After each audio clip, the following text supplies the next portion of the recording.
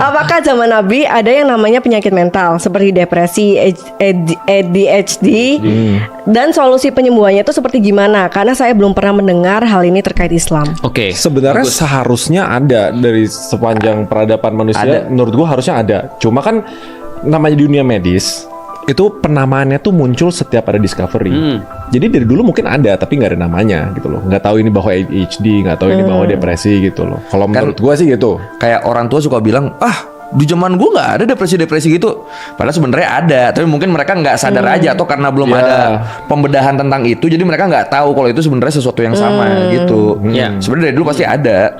Masalah itu sebenarnya menjadi masalah yang paling disoroti di dalam Al-Quran. Masa sih? Kan? Iya serius. Contoh ya, lihat di dalam surat Al-Baqarah ya. Kerennya Islam itu adalah yang pertama disoroti bukan masalah fisik, tapi masalah mental. Ingat gak kita pernah bahas? Dan akhirnya rame tuh di Instagram. Buku rekomendasiku untuk memahami penyakit mental di zaman Nabi. Dan pemecahan-pemecahannya. Aku ulangi lagi, ini terkenal nih nanti buku nih. Judul bukunya ditulis sama Al-Balkhi. Jadi tentang pedoman pengatasan penyakit-penyakit mental dengan cara Rasulullah. Karena gini cerita, aku cerita Al-Quran dulu ya. Di dalam Al-Quran itu dikatakan, kenapa orang harus ngambil Al-Quran? Karena ada kata-kata ini, famanittaba'a hudaya fala khaufun alaihim walahum yahzanun. Kalau kamu mengambil apa yang di dalam Al-Quran sebagai petunjuk kamu, maka kata Allah, kamu tidak akan pernah merasa khauf, takut, dan tidak akan pernah merasa sedih. Takut dan sedih ini penyakit fisik atau penyakit mental? Mental. Penyakit mental. Dalam ayat yang lain sama, famanit taba huda fala yadillu wala yasqa. Tidak akan merasa tersesat dan tidak akan merasa sengsara. Ini juga mental.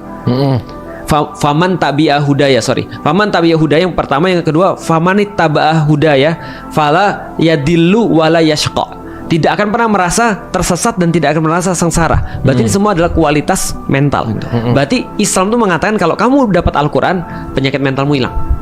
Pertanyaannya, Feren, bedanya apa sedih sama takut? Udah pernah aku jelasin nih.